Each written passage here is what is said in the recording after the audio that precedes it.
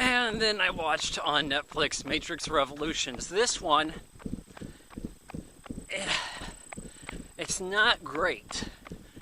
It's borderline decent, but it's definitely better than Reloaded, and I'm going to prove it to you right now. So, as I was saying, the things need to be in the real world for there to really be stakes at this point in the Matrix. We know the secret of the Matrix. The Matrix is boring. You got to be dealing with the humans outside of that, where they don't have their superpowers, for them to really be vulnerable. And that's what you get with this movie. You get a big attack on Zion. As they mentioned, the squids are coming, the Sentinels. This guy Bane wakes up, stabs the mom from the Babadook, kills her. He's sabotaging things. People don't really know this. We have the remaining ships. Yeah, the Nebuchadnezzar got blown up in the last one. Forgot to mention that, whatever. Neo, Morpheus, Trinity, and Harold. Can't remember his character's name. They're over on some other ship. I think it was called the Hammer. And somebody's got to race back to Zion to try to stop the squids, I guess with their EMP built in the ship. Oh, does Zion's dock place not have any of these EMP? That didn't make any sense to me. If it was the end-all, be-all kill button, it'd have some available, right? Ah, shoot, there's people over there. So then we have Niobe, Jada Pinkett Smith. She's kind of a sort of a quasi-love interest for Morpheus at this point. Used to be a former fling, I guess. She's going to pilot a ship back to Zion, but thing is, Keanu Reeves, well, Neo, he's like asleep, and he's trapped. He's trapped in this tunnel. The weird thing is he mentions a tunnel in Reloaded, but he'd never been to a tunnel before. It's like, I was back in the tunnel. What tunnel? I don't know. Was that the loading program, the white area? What did they call that? I don't remember. I don't think it was called the tunnel. Oh, but everybody has to go through some stuff. The Asian bodyguard, Seraph, of the Oracle, Morpheus, and Trinity have to go talk to the crazy French guy again, because he's in charge of the train master that oversees the subway tunnel that Neo is stuck in, because he's in an area beyond the Matrix. So how does any of this shit work? Are you plugged in? Are you not? And how do they interfere with this? So then after they have a fight and they coerce him into giving up rights for Neo to get out, Neo and Trinity then find themselves trying to head to the big city of the machines, I guess. Machineopolis, I don't know. Okay, so they got two ships. One's headed to Zion. It's being attacked by Sentinels. They're doing a lot of juking, maneuver, and shooting stuff. Meanwhile, this guy Bane had stowed away, and he's fighting Neo and Trinity in the real world. And they find out, oh, hey, you're Agent Smith. How? Oh, I'm the opposite of you or some shit. Or at least Neo goes to the Oracle and has to hear about how that's the case later. Or he hears it from Agent Smith himself. I don't remember. It's easy to get these movies mixed up because they came out really close together. It was like beginning of summer, end of summer. Jesus Christ. I don't know if you guys saw that hornet fly up on the screen here. So, yeah, we have this situation where it's easy to mix up these movies.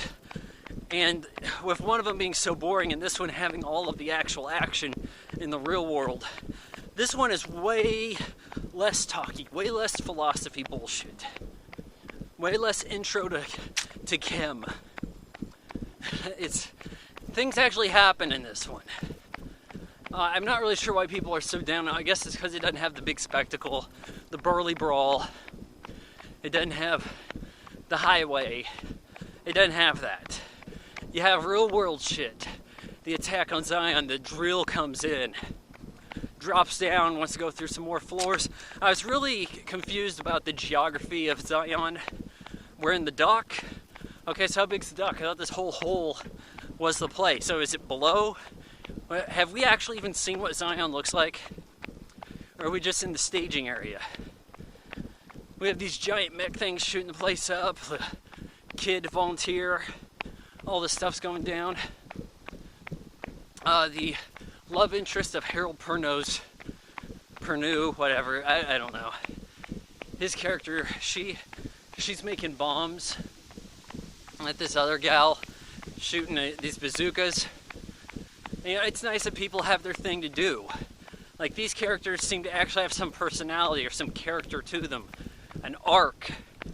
Oh, the little wimpy kid who claims to be 16 but looks 25. Bit of a receding hairline. He's going to get to man up and pilot one of these things and save the day with the help of gal who was just sitting around building shells. You know, what I didn't understand was they said, okay, we have a ship coming in on the radio with a hammer. We got to open the gate. Oh, hey, it's my boyfriend / husband, whatever. How'd you know? He's aboard the Nebuchadnezzar. You don't know that Nebuchadnezzar got blown up and now he's on the hammer? They open the gate. Ship comes in. EMP saves the day for the time being, but there's more shit coming. Meanwhile, Neo had gotten a fight, got blinded by Bane, eventually killed him. Bane, that is.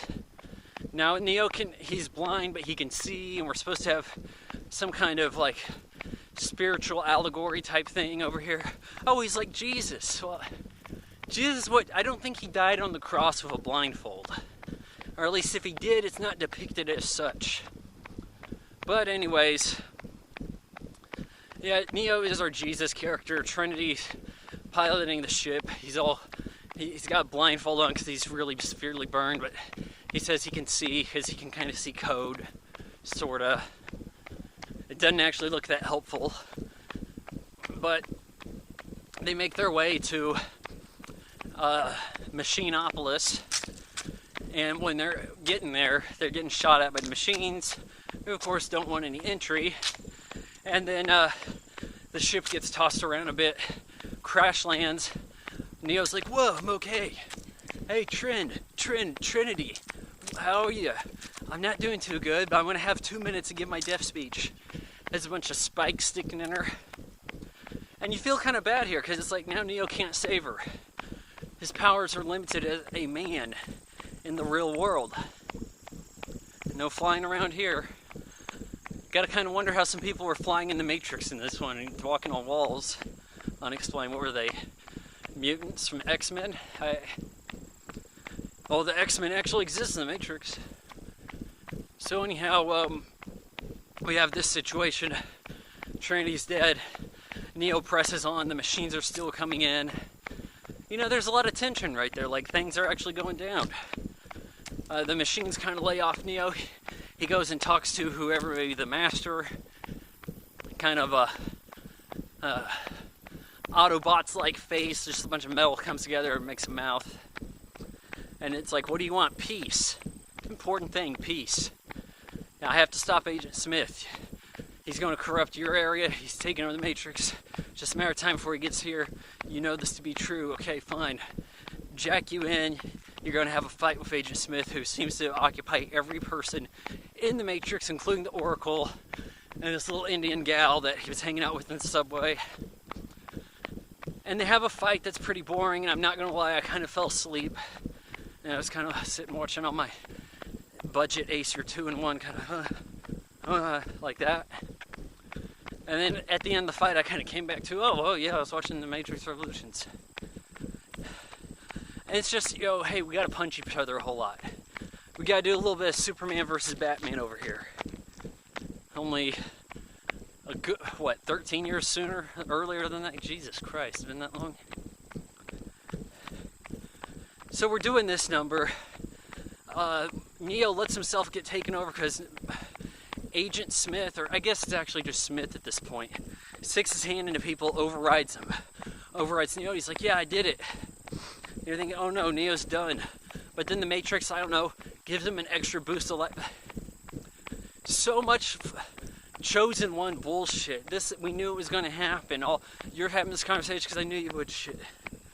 All these kind of things, and then just magic erase marker. Neo lives. That blows up Agent Smith. Chain reaction. Agent Smiths are dying everywhere. Neo doesn't actually live. He doesn't seem to come back to life. And then they take his body off. Oh, Jesus moment here. All you film scholars, take a look at this Jesus motif. So then we have everybody at Zion. They're all rescued and they're happy. Things are looking pretty good for the heroes with names. Even the commander that was kind of a hard ass to Morpheus. And we have the Oracle sitting on this park bench, and I swear this is like some kind of Mandela effect thing. I could have sworn there was a close-up of this commemorative badge on the park bench in theaters that said, in memory of Thomas Anderson. That's Mr. Anderson, you know, Neo. So I watched this. There's never a position where I could read what the nameplate said. Oh, but the Oracle's sitting there. She's having a talk with the architect. Okay, all the people who want to be freed are going to be freed. We're going to live in harmony. We're going to have peace. Everybody that was a program seems to come back, and they're going to live in the Matrix the way it's like heaven for them. And so, realistically, I think a lot of people have trouble with this, but peace is the realistic solution to this movie. Oh, you expected Morpheus just go in there, blow up the whole place, and then Neo was going to win the fight in the Matrix? How do you stop something that big all at once? Peace. There's no movie series where peace ends up being the solution. Oh, hey, we just made a deal with the Empire. Now we can all live together. You know, that's the realistic way things are handled in the real world, and maybe you find it anticlimactic, but I thought it was pretty bold. Now, why would peace be important to the robots? Well, it's brought up in the Animatrix and unseen here. Because here, they never tell you the story about how the machines were cast aside and shunned from society, the way the Animatrix does, giving you the history of the Matrix, showing that the machines just wanted to be accepted. And now you can see why peace would have some value to them. Oh, but that's not important enough to include in the movie when it's the answer to the movie. Like, this is a problem for the sequels. You know, maybe the second film should have been defending Zion from an attack. And then the third movie would be kind of a mix of attacking the machine city and being within the Matrix and trying to do the same thing. But what do I know? I don't get paid to make movies, right? All in all, I give The Matrix Revolutions 2.5 out of 4 stars.